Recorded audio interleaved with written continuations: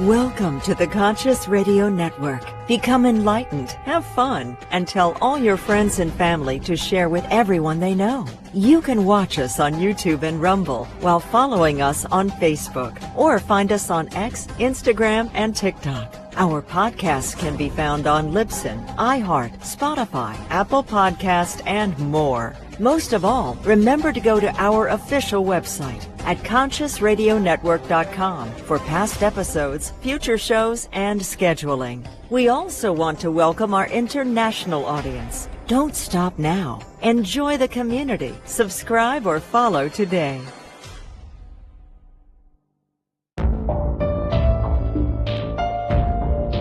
This is the Conscious Radio Network.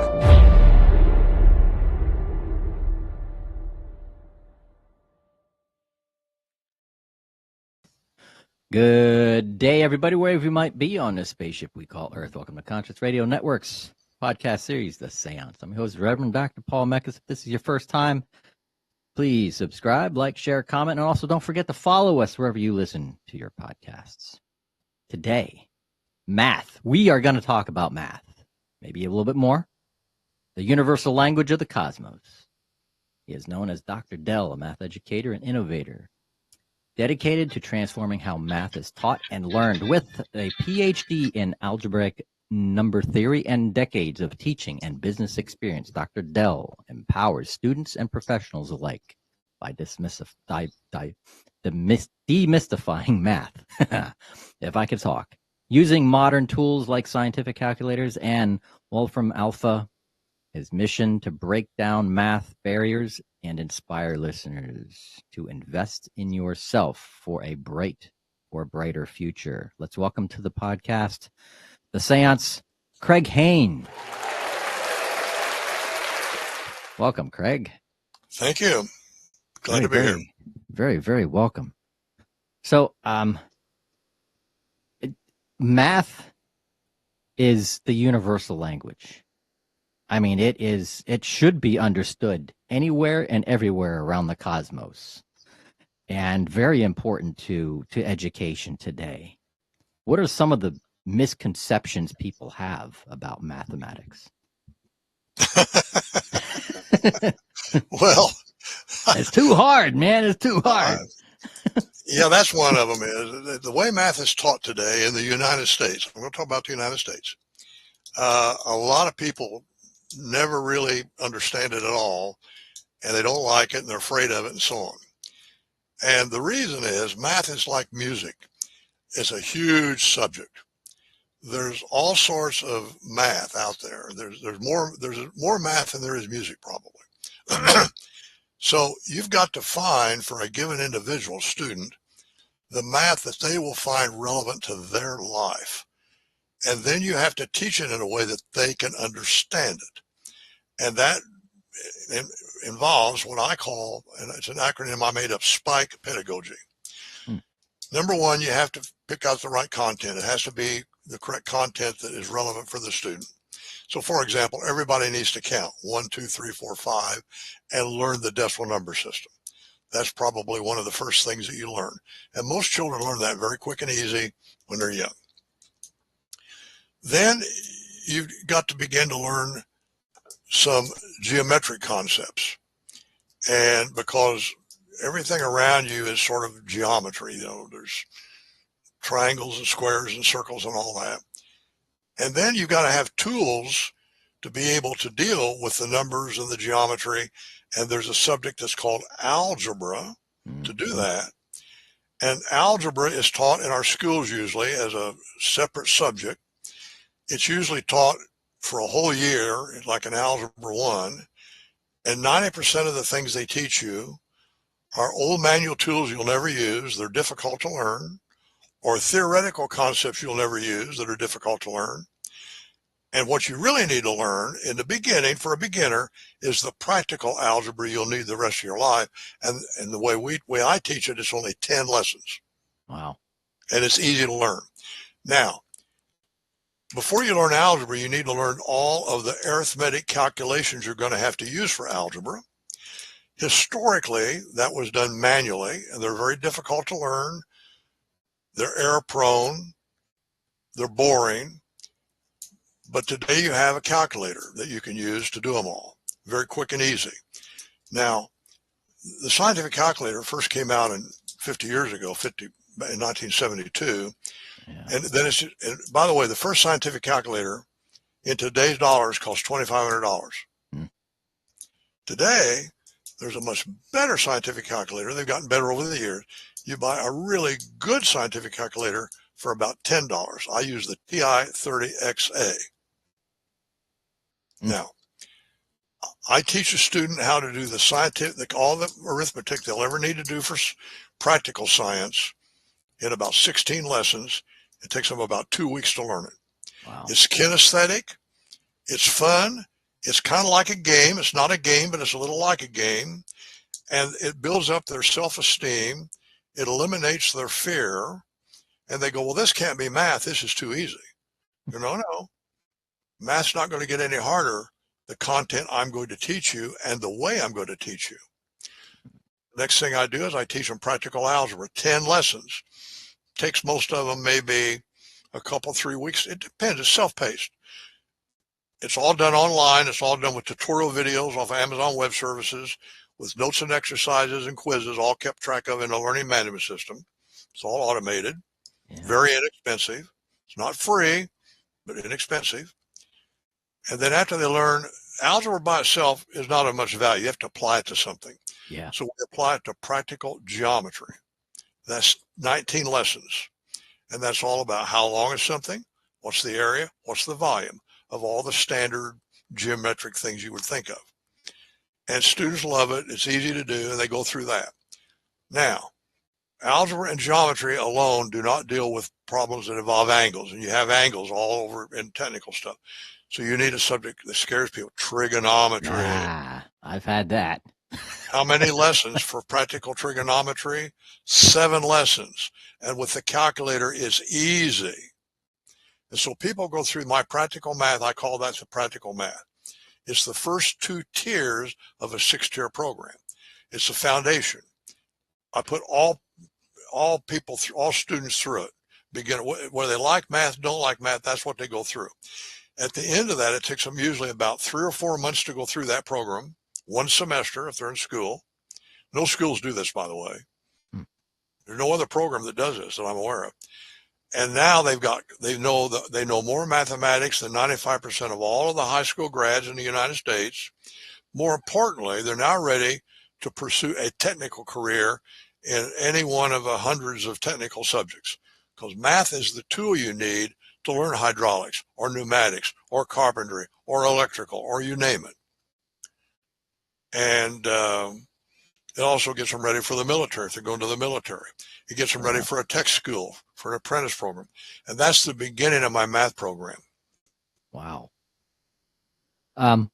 Take us back in time and how your career in math and how you got into math and became all right, I will do that. But let me tell you this. I've written a book that you can get a free PDF copy of at my website. It's called How and Why Public School Math is Destroying the USA. I believe it. Now, and it's because of what it's doing. And by the way, our math teachers in our high schools, our public schools, are victims also. They're just as much victims as the students are, because they've been taught, teach algebra out of this big, thick $500, $300 algebra book, 300 pages. It take a whole year, and they teach you all kinds of stuff no one will ever care about. Yeah, I could give you lots of examples, but I won't. If you want a 3-hour podcast, okay. What happens is, in that book, I tell my story. In there's 5 parts to that book. The first 3 parts are really getting you ready for part 4, which I really explain what's wrong with high school math, public school math. And then in part 5, I show you the modern solution, which is what we've created at Triad Math. It's an online program that takes students that have struggled with math, can't do math, and makes them successes. Yeah. And of course, students that like math, it makes them even more successful. And that's just the first 2 tiers. It goes beyond that. Okay, my story. I'm an old guy, been around a long time. I remember Pearl Harbor. During World War II, My parents were working like all people were during World War II. And my Uncle Jack Davis was a barber and a builder. He was an older guy, didn't go to the army or anything, or war plant. He was a barber, earned his living that way. And he taught me to count. And he used Cheerios in the beginning, then dimes and pennies. And when I was 5 years old, I had learned to count thanks to my Uncle Jack teaching me at home. It's very easy. Any child can learn to count. I'm not a genius. I'm not brilliant. Any kid can learn this. I went to the first grade. I was the youngest kid in my class, and none of the other children had the small public school out in the country. None of the other kids had been taught to count. And so my first grade teacher, Miss Bernice Lewis, got me to come up and help me teach the other classmates to count. They were all older than me, by the way, and they're just as smart as I was. In fact, some of them were smarter, but I told them to count, and that gave me self-esteem. Then he taught me practical geometry, practical stuff. And all through the 8th grade, I tell this story in detail in my book, all through the 8th grade, I was always ahead of my classmates and my teachers. He would teach me stuff they didn't know. And practical. He wasn't a math teacher, by the way. He's a builder. Yeah. And he taught me, for example, if you want 1/3 if you want a square angle, which you need for a fence post, you use the 3-4-5 rule. That's what he called it. He never used the word Pythagorean theorem. He never that. Then if you want 1/3 of a square angle, which you're building a roof, how do you use the 1-2 rule? Do you know the 1-2 rule? I've heard of it. Well, it's very simple. And he taught it to me. And then if you want half a square angle, use the 1-1 rule. He taught me that. He did everything with string, by the way. So you use string to set these angles up. Okay. Anyway, when I was a freshman in high school, we moved into Greencastle. I lived out in the woods until I was 12 years old. Lived in the woods. Went to a little school that had 8 grades in it and 4 rooms. We didn't have indoor plumbing. We had an outhouse for a restroom. This was during World War II. 1950, we moved into Greencastle, Indiana. I went to a regular school. When I was in the 9th grade, I had algebra. And now my Uncle Jack couldn't help me. He didn't know anything about algebra. And I did not do well in it. And I was told by my principal and my counselor, Craig, you're not going to go to college because you didn't do well in algebra. And you're going to be a working man just like everyone in your family. No one in my family had ever gone to college. I was pretty depressed because my parents always told me, Craig, you're going to go to college someday. And they thought that was nirvana. Yeah. I got lucky. I had my second great teacher my sophomore year, Miss Madonna O'Hare. She taught me geometry. And she did it in a way proving theorems like Euclidean geometry, like Euclid's elements. I like proving theorems. Yeah. And I wasn't very good at anything else. And I worked 20 hours a week at jobs saving money. So I wasn't in any kind of extracurricular activities, no sports, no nothing.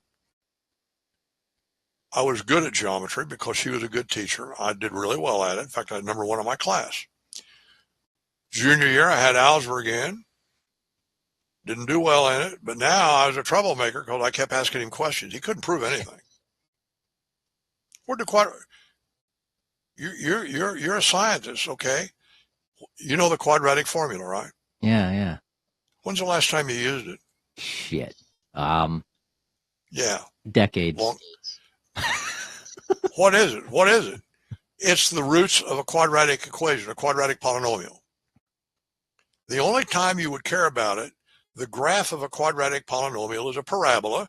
And if you're studying science, engineering, or physics, and you've got to deal with a parabola, then you need to know the quadratic equation. Okay. But other than that, most people have never used it. Okay. Yeah. That's an example. Okay. I didn't do well in algebra again, and I was pretty depressed. And Miss O'Hare said, Craig, there's a, do you know, I don't know where you're from. Where do you live? I'm in, outside of Orlando, Florida. Well, I used to have a house in Kissimmee for a few years. Hey, I'm not far from there. Yeah. Yeah, I had a house in Kissimmee for a few years, but that's another story. I've done so many things in my life. Anyway, there's a college in Greencastle called DePaul University.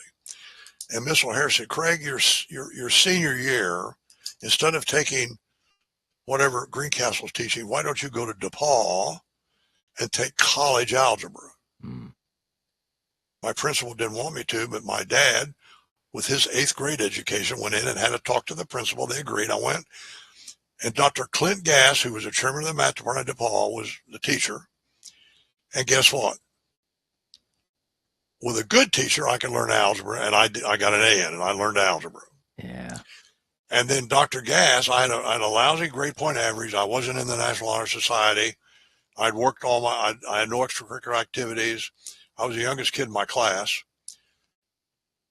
I went and talked to him. I said, well, I want to go to college, but I want to leave Greencastle. And he wrote down 5 colleges that he recommended. I wanted to go to a small liberal arts college, coeducational. Yeah.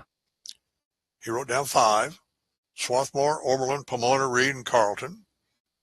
I looked them up in the library. Oberlin was the closest one near Ohio. I took a visit to Oberlin. I loved it. I didn't know it was the #1 ranked liberal arts college in the United States at that time. Whoa. I didn't know that. And I applied, and they accepted me. Now, why? They had quotas. They wouldn't admit it. So many, half women, half men, half and half. So many Jews, so many Gentiles, so many foreign students, so many blacks. Everything was quoted. Yeah. If you were a Jewish female from New York City, your chance of getting into Oberlin were almost zero. Whoa. Because of the competition. Yeah. But if you were a white Caucasian boy from Indiana, you didn't have any competition. Huh. And that's why I got in. Now, once I got in, then I started meeting, and I never met a Jew before. Almost all my friends were Jewish from New York Yeah. and Chicago. And I majored in math and English, and then I went to every department, well, not every, but almost every department, and I say, what is your toughest course? And they tell me, and I take it. Physical chemistry for chemistry, theoretical physics for physics, and so on and so forth. Russian history for history, and on. I just did it for the fun of it. I love college, and I loved, and it was wonderful. And I had no plans for the future. Yeah. All I wanted was adventures in my life. All I've ever wanted in my life is adventures. And I had my last job working for a company just to make a paycheck in 1957 for the Pennsylvania Railroad. And I have not had a job since then, doing something that I didn't want to do. Yeah. Now, I've been paid to do things I wanted to do. So then I came back. Well, actually, I taught high school in Ohio for a year. There was a little school near Oberlin, and they needed a math teacher. Their teacher had retired, and they told me I heard about it. It's a long story. I taught all 4 grades of math: algebra, geometry, junior algebra, senior math. There was 6 of them, 6 classes, plus chemistry, 7 classes altogether. Yeah. Loved it on a temporary permit for 1 year. I could only do it for 1 year because I had no education classes. That's when I realized, by the way, up until then, I tutored students, and I made one of my living, I made tutoring students in math. If I learned math, then 2 weeks later, I could tutor a student in it. In fact, you learn math better once you teach it to someone else. Yeah. Yeah. You got to really understand it to teach it to someone else. And I use I call the Socratic technique: questions and answers. No lectures. I never give a lecture. You just ask questions, find out what they know, back up. Okay, do you know that? Oh, do you see this? And back and forth. And that's how I tutored. And I made a pretty good living tutoring. When I taught high school, I couldn't do that. I've got 20 kids in a class, and some of them are fast, some are slow. They got different backgrounds. They got different abilities. Oh, my God. For the first time ever, I had students in my class that were failing, and I couldn't help them. Yeah. And I had other students that I was boring because I was going too slow for them. It's awful. I mean, I love the students, and they love me, and I'm sure I'm the best math teacher they'll ever have. But anyway, so then I came back home, and Dr. Gass asked me, I'd always meet with him when I come home, with my mentor. He said, what are you going to be doing now? I said, I don't know. Whatever my next adventure is, I don't know what's going to be. And he said, I'm going on sabbatical. Would you teach at DePaul? I'm 22 years old. Wow. I said, what do you want me to teach? He said, I want you to teach the advanced theoretical math you learned at Oberlin that none of us know. Oberlin had an outstanding math department. And I knew Gödel's theorem and Cantor's theorem and advanced theoretical math. And so that's what I taught. So when I was 22 years old, I taught the most advanced theory at DePaul. Then he said, that's just one semester. Your first semester, why don't you go to grad school at Indiana University? So I go down to Bloomington, 40 miles away, and I signed up as a grad student. And that was a lot of fun. And so then I stayed as a grad student. And by the way, I hate math tests. There's no such thing as a good math test, in my opinion, at least not a written one. Yeah, yeah. There's oral exams are fine, but not written one. I don't have a master's degree because I had to take a written test for it. And I didn't want to, so I didn't take it. But 4 years later, I wrote a thesis, and they gave me a PhD and said, okay, now go out and be an adult for a change. So I played rugby and rode motorcycles and had parties and on and on and on. Yeah. And so then I was a associate professor of mathematics at Indiana State University, which is a teacher's college in Indiana. It's a teacher's college. Huh. And they paid me in today's dollars, this is 2025. In today's dollars, they paid me $130,000. Wow. And I only had to work 10 hours a week. Wow. And how old were you then? That 27. Wow. I just got my PhD.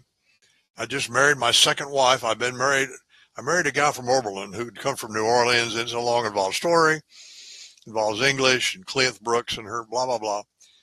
And she was wonderful. I loved her, but we didn't want the same thing in life. So after about 2.5 years of marriage, we separated. No children, thank God. Yeah. And then I married in fact, at the very time I went to Indiana State, I got my PhD. I got married on September 10th. I got my PhD on September 17th. Took my final exam. And that little gal I've been married to, we just celebrated our 58th wedding anniversary. Wow. Congratulations, brother. And so I'm in Indiana State. My dad is dying of cancer in Greencastle, which is 40 miles away. I spent a lot of time with him. I stick my nose into the math ed people, because math and math ed are all one department there, and I try to tell them how they can improve math education for high school teachers. They never argue with me. They just kind of listen. Mm-hmm. Once in a while they try to argue, but they couldn't win. And at the end of 2 years, my boss, Vesper Moore, became a very good friend of mine. And he called me into his office. He was crying because he said something he didn't want to do, and they fired me. They said, we're not going to renew you after your third year. So I call that being fired. We're not going to give you tenure. Why? Because I was a troublemaker. And so math education didn't improve. It's gotten worse over the years. High school math education is worse today than it was 50 years ago. Yeah. It's horrible. And I explain it in my book. And anybody can get a free PDF copy of that book at my website. You can buy it on Amazon for a little less than $5. Get a free PDF copy of my website, craighane.com. And you'll understand it. And I will debate with anybody. Doesn't matter who, anybody wants to, and nobody so far has come up and argued with me and said, you're wrong. Then what happened was God works in mysterious ways. And I've had all kinds of businesses. I taught 3 years in Indiana State. Then I went to an engineering school nearby in Terre Haute called Rose-Hulman Institute of Technology. Taught 4 years there as a professor of math. But I started into business. And I've always wanted adventures in my life, so I started doing businesses. And I've been in lots and lots of businesses over the years, probably about 15 different ones. I've made millions of dollars, and I've lost millions of dollars. I've had a ball. I've been all around the world. I've had a lot of fun. Put 100,000 miles on a motor home just in the United States with my family. Every state in the Union, Vancouver Island, taught on Vancouver Island, on and on. Yeah. That's what math will empower you to do, things that it will open up potentials for you that are otherwise closed. Math was key to me doing everything I've ever done in my life is mathematics. If I hadn't been math, I couldn't do any of that. None of it. And so I teach them. Now, in my current math program, what happened was I've been up and down the scale money-wise, and the banks took me under in 2009. Remember the banking crisis? Yeah. I went from being a multimillionaire to being bankrupt. It's a long story. And a lot of people I didn't like it. Don't misunderstand me. I fought him for about 3 years. So I didn't like it. What happened? Went all the way to the Indiana Supreme Court and proved that the president of a bank can lie to you and your wife multiple times and admit it, but if he didn't write it down, it didn't matter. And by the way, there were 2 banks involved in it that had done what they did, and both of them went under. Wow. I told them, I said, they're small banks. But anyway, you'd think that's bad. Well, no, I realized now I had developed technology with some of my companies that I knew now I could deliver online math the way I would do it one-on-one with a tutor. Yeah. So that's what I started playing with, experimenting. It took me 2 or 3 years experimenting. I could do it. I formed Triad Math in 2011, and we've got a 6-tier program now that will take a student. I told you about the first 2 tiers, practical math. Going to go to college, tier 3 gets you ready for the SAT and the ACT tests. They're horrible tests, but you might have to take them. Yeah. And I'm going to teach some math you'll never use, but you got to know for those tests. Now, if you're going into science and engineering, listen to this carefully. If you know anybody going into science and engineering, then you got to sign up for my program, because my upper 3 tiers, 4, 5, and 6, I use a tool that came out in 2009 that totally revolutionizes STEM math. It's called Wolfram Alpha. And now I teach you all those subjects again at a much deeper level to getting you ready for calculus. Calculus is where you analyze functions, which are the working, it's what you build your models from in science. Wolfram Alpha now makes calculus go from a difficulty level of 8 with the old manual tools down to a difficulty level of 1 or 2. Damn. And you can learn both differential and integral calculus in 1 semester. You can't do it manually. Manually, it takes 2 years, and it's hard, and most kids give up. Yeah. The workhorse of science, as you no doubt know, are called differential equations, where the solution is a function. That's even harder than calculus. Manually, Wolfram Alpha makes it easy peasy. So I then teach you differential equations, even though you're still in high school. I have students now, 16 and 17 years old, that are all the way through calculus and differential equations. And are better prepared for MIT or Caltech or wherever than any ordinary high school student, because of the tool Wolfram Alpha. And then I use it and teach it. All high school math textbooks today are obsolete, and all the online programs that I know of. And there's no one does what I do. And the reason is they don't want to give up what they're doing. They're making their money doing what they're doing. Mm-hmm. Now, the way a person can find out about that, I've also had people come to me and say, well, there's a lot of other things you knew to have a successful life besides math. That's true. I call them wisdom tools. A wisdom tool, well, first of all, every action you take has consequences. Yeah. That's like the law of gravity. Whether you like it or not, you take an action, it has a consequence. Some you may like, some you may not like. Some are short-term, some are long-term. A wisdom tool, by my definition, is understanding what will be the consequences of a specific action you take. Then you can decide which actions you want to take to get the consequences you desire. Yeah. Now, I've got over 24 wisdom tools at this point to help you improve your life dramatically. That, along with all the math, all 6 tiers, all of that is available today in something I call the Triad Math Army. And you can go join it. It's $30 a month, but you don't pay till the end of every month, and you can drop out any time. So you can join today, and if you drop out before the end of the first month, it costs you nothing. And boy, you can learn a lot. And then but you'll stay in because you're going to learn so much more. Yeah. And it's not only that, then it gives you an opportunity to make money and improve your credit score. A lot of things the Triad Math Army does. And so your audience, if there's any one thing they get out of this, go to my website, first of all, craighane.com, CRAIGHANE.com. And there's a lot of free videos there. There's free books and all that. Click on a tab, Improve Your Life, and go join. Actually, that takes you to one called the Triad Math Tribe. That's only $9 a month, but then you'll upgrade to the Army soon. Yeah. I've told you an awful lot. Oh, that's good. That's good information. Heck yeah. The more information, the better. Questions? So before we wrap up the show, I'm sure a lot of listeners and a lot of our audience is going to ask this question, so I'm going to ask it. Good. Why is public school declining so much? It's like ignorance. It's like they know it's bad. They know that the way we teach is bad. It's not working. Why have they not changed it? And who's well, that? There are many answers to your question. First of all, I specifically only talk about math in my book.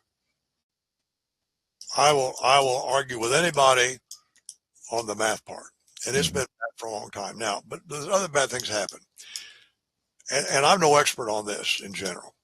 My guess would be that back when they decided this whole thing of no child left behind, and they started mixing children with different aptitudes and different backgrounds together. Yeah. If you take a class of 30 students, 20 students, and you've got some kids in it that don't have a background, some are slow, some are fast, it's impossible to teach that group effectively. Mm-hmm. A lot of kids are going to stay behind. A lot are going to be bored. It's just impossible. I talk about that in my book. I talk about in my book, if you go to part 4 of my book, and this doesn't just apply to math, but it applies to a lot of other things too. But if you go to part 4 of my book, there are 4 chapters in part 4. And you don't have to read my story, just read part 4. It's only about, and chapter 19 in part 4, the classroom's unsolvable problem for both teacher and student. You cannot teach most subjects, math for sure, and that applies to most subjects, by the way. Yeah. Number 2, this is about math, theoretical math and the student psychology. But number 3 is math tools and the student's future success. They teach the old manual tools, and they do that in a lot of subjects. They teach you things like today, if you're learning history, who's going to learn dates when you can go on your smartphone and find out any day you want in a heartbeat? Yeah. I mean, what the history books with all the dates and this and that, people get bogged down. And then the final thing in chapter 22, the 4th one, is the horrible bell curve. And you got to understand that it applies to all subjects, math in particular. I apply it to, but it applies to all subjects. And what it means is you take a bunch of students and you give them a test and you put it into a bell curve, and you get the upper 10% get A's and the bottom. And, the problem is when you do that, anybody that wasn't at the very top of it didn't learn anything. Believe me, it's math, that's for sure. And it's probably true in most subjects. And the teachers have an impossible job today. I can't even imagine being a high school math teacher today in a regular school. Yeah. I couldn't do it. I wouldn't do it. And then then in some schools, you have discipline problems. That's even worse. And now you're really getting into it. And now today you got all the other stuff with all the gender stuff and pronoun and critical race theory and they're distractions. It's on like and on and on. I mean, there's probably 20 things that are ruining our schools today, and the teacher can't solve it. The teachers can't solve. Don't blame the teachers. They're victims. The teachers are victims as much as the students are. The schools are victims because they got to hire the teachers available to them and use the books available to them. Core 40 is a total disaster. It's a horrible thing. And you know mathematically. You know what's really crazy is just a couple weeks ago I heard, I forgot what state, I think it's either New Jersey. I think it is New Jersey. And it was a public release that they're going to start hiring teachers, and they are not asking them to take math tests or anything. I know. They don't have to show that they can either read or write. Oh, I don't doubt it. What? Well, the fire chief in Los Angeles, the fire chief, Yeah, they're using DEI to hire a lot of women and so on to be firemen. And she said, well, if a woman goes into a house and there's a man in there and she can't carry him out, it's his fault for even being there. wow. That's a trivial example. But no, we have a real problem today in this country with all sorts of things. Schools are one of them. But if we don't straighten out our schools, I don't know what's going to happen in this country. Now, the math, it turns out, English, learning to speak English and read, and learning math are the two most important things to learn in school. Mm-hmm. They're the most important thing. It would be nice if you learned history and the Constitution and economics, but you can learn that on your own. Yeah. If you got to learn to learn. One of the things I tell people when they join the Army or the tribe, it's the same thing basically. If you learn my first practical math, you're going to learn to learn. And that's extremely important. How do you learn to learn? Because then you can go through your life and learn to learn, and you can learn all sorts of things. Yeah. Whatever you're interested in. And I mean, I've learned more math since I got my PhD than I did getting it. Mm. Why?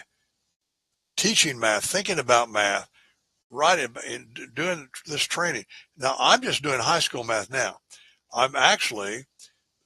There's 4 more tiers I would do if I live long enough and if I get to the point for people that just want to go into theoretical math. But that's a very small number of people, and I may never do that. Right now, the math I've got is good for anybody that's going to go into science and engineering all the way through tier 6. And if you're not going to college and you want a technical job, just go through the first 2 tiers. 1 semester, boom, you're done. And you're ready to go to a tech school or an apprentice program or whatever, or take a test like for the military. You're ready. I got a student, he was a military graduate. This is several years ago, because I've been doing this now for over a decade. And he was wounded in, Afghanistan, one of the wars he was in, and they discharged him because he medical discharge. And he came back and he's talking to his mom, he's from Tennessee, and he said, I want to go into welding, but I can't get into welding school because I can't pass the test to get in. Why? Well, you got to know some basic math. And she'd heard about Triad math. She actually drove up to Indiana and met with me because she couldn't believe it. And put him through it, and he went through it real quick and easy, and then he got into welding school, and now he's got his own company. Wow. If it wasn't for the math, he couldn't have gotten into it. And the math is easy. The math's not hard. I'm going to tell you, 90% of all students can learn the practical math. It's self-paced. Some will do it quicker than others, but who cares? I don't care if you do it. If you're really bright and work really hard, you can do it in a month or 2. If you're not quite so bright or you don't work so hard, it might take you 4 months. If you're really a little less bright or really less working, it might take you 9 months. Who cares? It's self-paced. Yeah. But the point is, learn it. And I'll tell you what, when you get through the practical math, you'll know, you'll be ready now to go out and pursue a career. And I tell people in my wisdom tools, financial freedom. To me, financial freedom, it's one of my wisdom tools, is when you can earn a living doing something you love to do. That's called intrinsic motivation. That's another wisdom tool. Doing something you love to do and earn a good living at it. That's success in life. That's what life is about. Yeah. I've only done things since I was 17 years old that I love to do. Some of them cost me money. Riding a motorcycle, I've never made any money riding a motorcycle.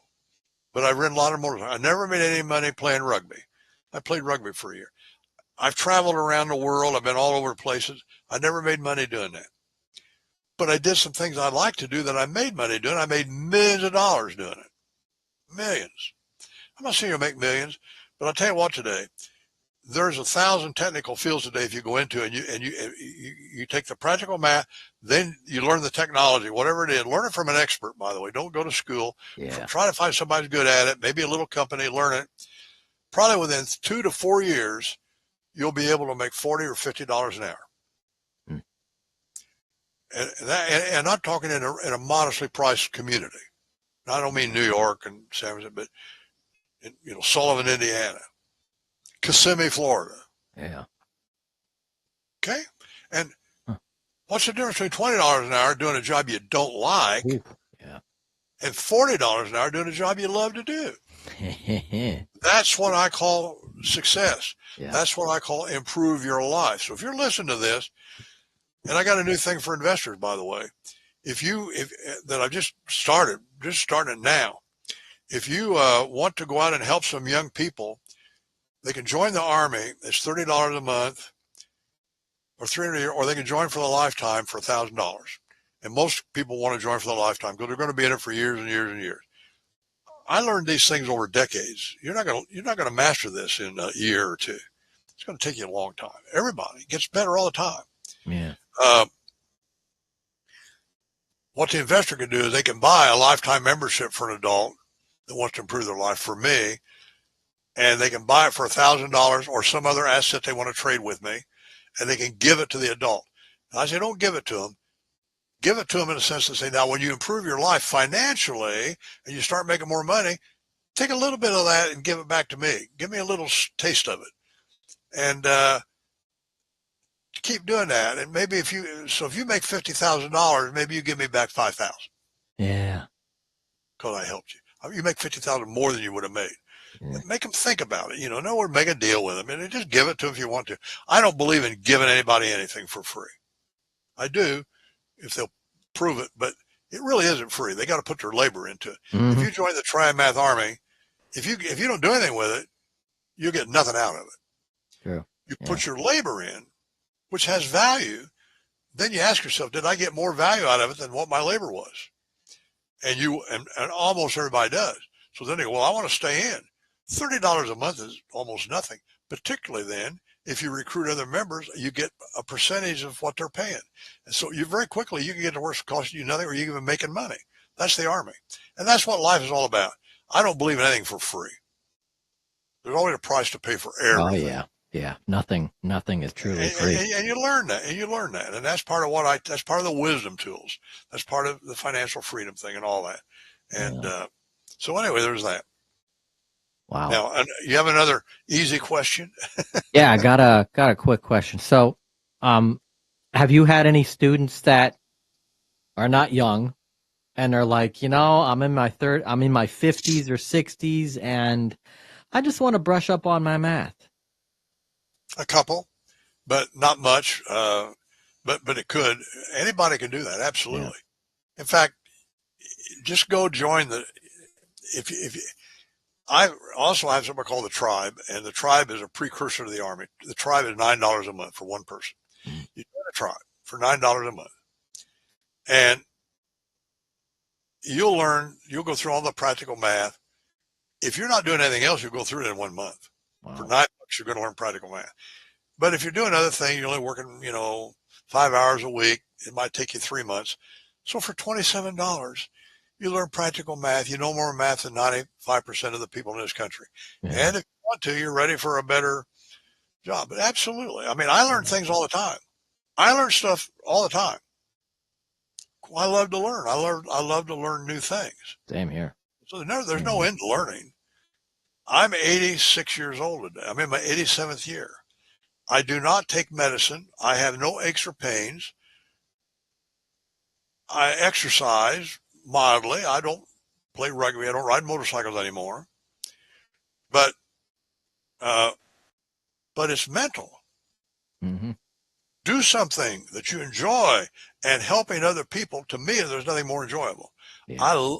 Why am I doing what I'm doing? I'm financially independent. I'm not rich. I don't need any money, though. Why do I do this? Why am I doing this with you? I'm in a state of flow now. I have a wisdom tool called Flow. Do you know what flow is? No. There's a book called Flow, written by Dr. Csikszentmihalyi. He was a psychology professor at University of Chicago. He wrote a book called Flow. I believe flow is the condition that you want to be in. Mm. When I was at Terre Haute, I knew Larry Bird because he was a basketball player at Terre Haute, okay? You've heard of Larry Bird? Oh, yeah. Okay, Larry Bird. He played basketball because he loved it. He said, first of all, he was drafted by the Celtics when he was a junior, and he didn't go. He played at ISU for his next senior year. If he'd have gotten hurt, it'd cost him millions of dollars. He'd have never played pro. Yeah. He took a chance because he wanted to do it. He wanted to play. He said, I think ISU can win a national championship. Now, ISU is a podunk college. Nobody, they're not a Big Ten school. It was crazy. Here in Indiana, you got Indiana University, Bob Knight at that time. Got Purdue University, Gene Cady. You got Notre Dame. And then you got Indiana State University. It's a teacher's college. And he said, and damn it, they damn near did. They went all the way to the finals and got beat by Magic Johnson from Michigan State. Then he goes to the Celtics for, I don't know, some millions of dollars. And he told me, he said, I'd have played for Boston Celtics for nothing. They didn't pay me anything because Boston Celtics weren't doing too well then. He said, I think I can make the Boston Celtics a championship team, just like he thought he could make Indiana State win a national title. He damn near did. I mean, Indiana State's never done anything like that before or since. Wow. Then he goes to Celtics. And the Celtics are going to be not a very good team, winning championships again. And he did it because he loved it. And he damn near killed himself doing it. My God, he hurt his back. I mean, the guy was and he couldn't jump the high as some people. He couldn't run as fast as other people. But he understood basketball better and could do moves that nobody else could seemingly do. Yeah. Okay, that's an example. He was in a state of flow. Another guy, I had a company. This is what practical math will do for you. Practical math. I designed a thing called the Dynabrain to test racing engines on water brake dynamometers back in the late 1970s. And my customers were NASCAR guys. And my number one customer was Australian Racing. And they had a racer named Dave Marcus, and they weren't winning races, but they were building the best race engines there were because of my Dynabrain. They could test them on the dynamometer better than anyone else could. Yeah. Okay. One day I'm talking to Roland Walaka, the general manager. We're out back. They have a huge facility. And I said, I hear you fired your race driver, Dave Marcus. Yeah, we fired him. He said, he's just not, we're giving him the best car out there and he's still in winning races. So we fired this new guy that's a wild guy that no one else would hire. He's an older guy, been around a while. He's been doing some racing, but not NASCAR racing. And nobody else will hire him because he's kind of a crazy guy. But we're going to give him a chance. We're going to take a chance with him. Oh, really? Yeah. He said, in fact, he's back there riding that little motorcycle back. And he said, he waved him up. So a guy comes up on a little motorcycle, and moped or whatever. And he says, I want you to meet Craig. He's the guy that's got the Dynabrain, and that's why you've got the best racing engine. Pardon my French. Edit it out. The best racing engine in a car. You're going to have the best car out there. But you have got to use that car and be the best driver out there and win races. Craig, I want you to meet our new driver, Dale Earnhardt. Now, Dale Earnhardt, when he was out there racing, he was in a state of flow. Oh, yeah. And he killed himself in that state. He was in a state of flow the day he died. I remember that day. That's how, I do too. I was watching it, and Darrell Waltrip, who was another guy I knew. I mean, I knew Richard Petty and Cale Yarborough and Darrell. I knew all those guys. I had a lot of different customers who were NASCAR guys. In fact, it was funny. I'd go around and they'd all ask me questions because I knew all the engine builders and they were all competitors. And I would never give away any secrets though. Yeah. I wouldn't tell them anything. Well, no, he's doing this or he's doing that. I just buy the Dynabrain and figure it out yourself. Anyway, I knew all those guys, and I spent a lot of time in Charlotte because of that. As you can imagine, because that's where they were all in Charlotte. North Carolina. And I was watching the race the day it happened. And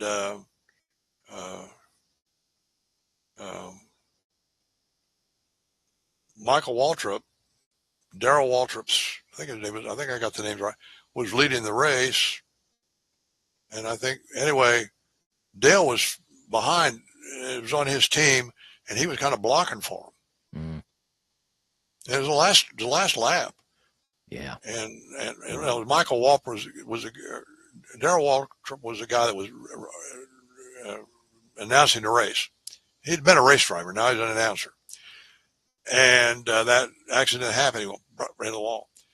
And Darrell knew he was dead. Can't survive the G-forces. Yeah. When I was in drag racing, I built the world's greatest 8th-mile drag race, action dragway. And I did a lot with drag racing. And if a funny car was going down the strip and it would go sideways and go into the rail, you go down and the driver would be sitting there like nothing happened, dead, because the G-force would just destroy all their organs. Yeah. And I can tell you so many stories about stuff like that, but because that's what math will do for you. Math is what empowered me to do all these things. I've only told you a few of the things I've done. And math is the key to it. And I'm talking practical math. I'm not talking about topology, which you need for quantum theory. If you studied, you're a quantum theorist, right? Mm-hmm. So you studied Hilbert spaces and Banach spaces and all that. I'm not talking about that. You need that for theoretical physics. But, and I can't keep up with the latest stuff they've done. I'm not up on string theory. There's something always changing out there. Always. Oh, it's gotten so deep now. The math is so deep. But yeah. Anyway, have your people go to my website and join the tribe for $9 a month to get started, or join the army. And either way, and more importantly, if they know any adults of any age really that want to improve their life, I don't care how old you are. Hell, I'm 86 years old and I'm still improving my life. Now, granted, not like it was when I was 50 years old. My life's pretty damn good. But the older you get, the more you got to work at it to keep it up, right? Yeah, yeah. How many people do you know that are 86 years old in their 87th year and not taking any medicine? I've never been to the hospital. None. Never been to the hospital. Well, last time at the hospital, I had my tonsils when I was 6 years old. Wow. I go to the doctor once a year just because my wife wants me to. And the doctor just doesn't believe it. She says, I don't understand how you do it. I don't understand it. I said, well, it's simple. Have a positive attitude. I don't have any enemies. I don't hold grudges. You do something bad to me, fine. I'll just ignore you and go on. Yeah. I don't have any enemies. Have I had people do bad things to me? Sure. The banks put me under. But I don't hold any grudge against them. You know, life's too short for that. That's part of the wisdom tool thing.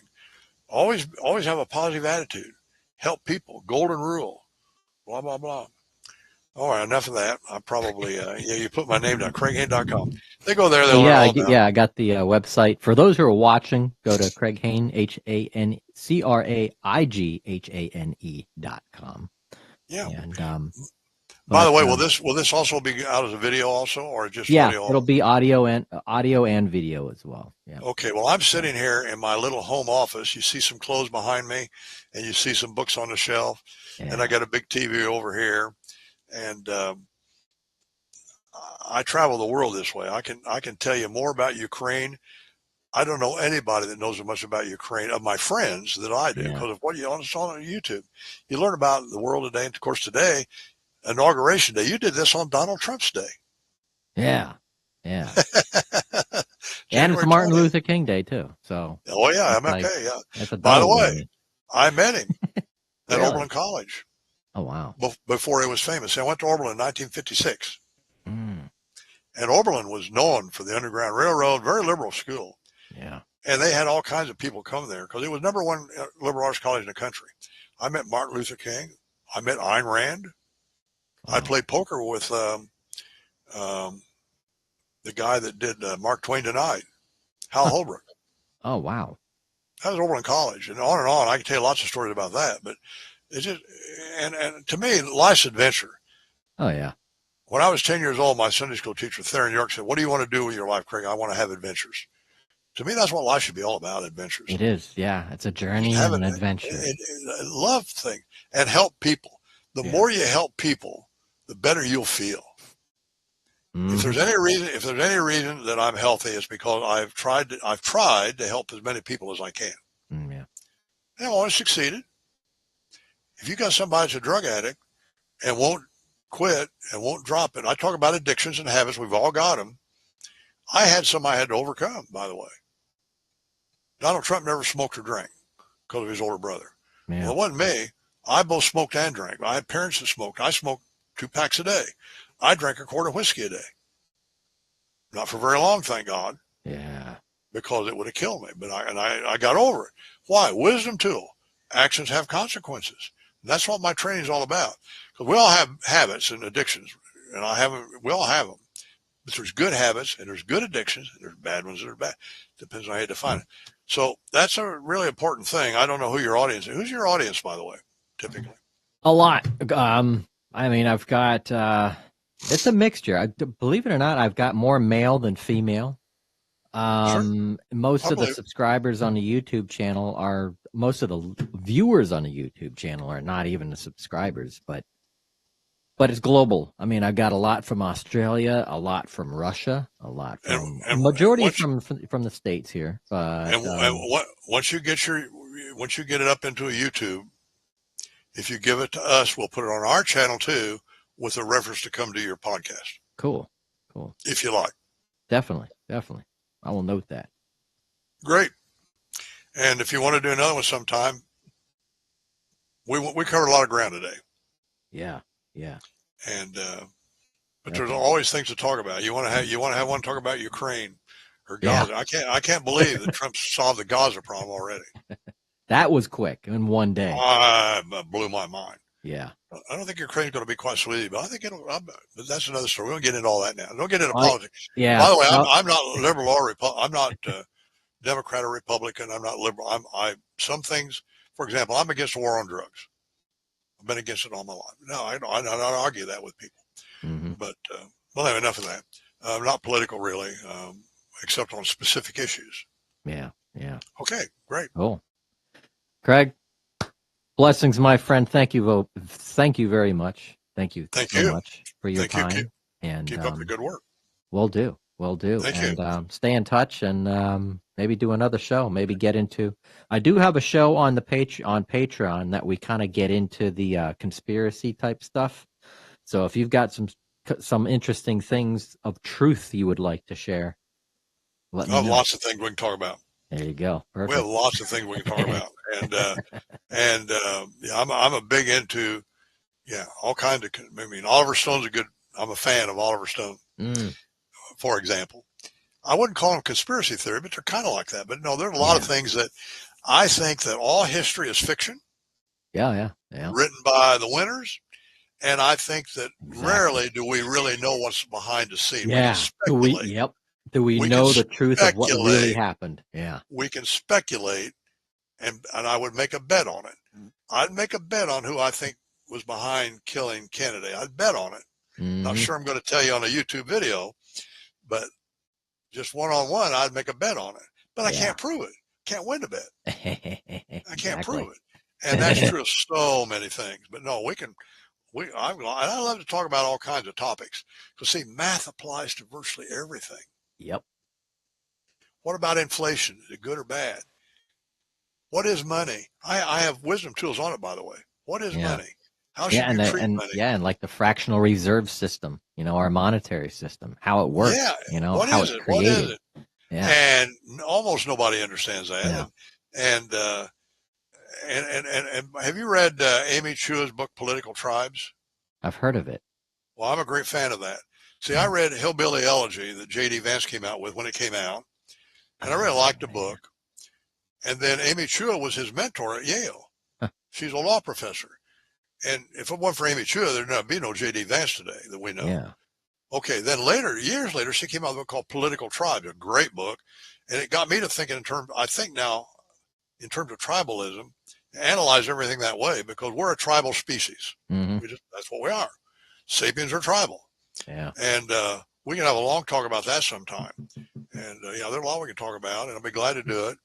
And but I want to also compliment anybody that's listening to this podcast that you've stayed in it this long and endured all the yickety-yak that I've done. I call myself a humorous curmudgeon, or humorous curmudgeon. But go to my website, look at some free videos, read the free books, join the Army or the Tribe. It's a freebie to get started, basically, and learn something from it. Help other people.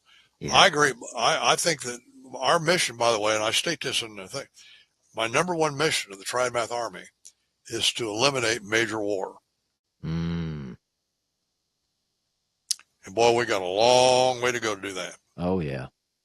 With the neocons in and what we've done, on and on and on. We don't get into that now. We can talk about that another time, okay? On another show. Thanks Craig, a lot. Thank you again, brother. You have a wonderful evening. Great talking to you. To be My continued. Pleasure. Thank you, everybody, for watching Conscious Radio Network, and we will see you next time.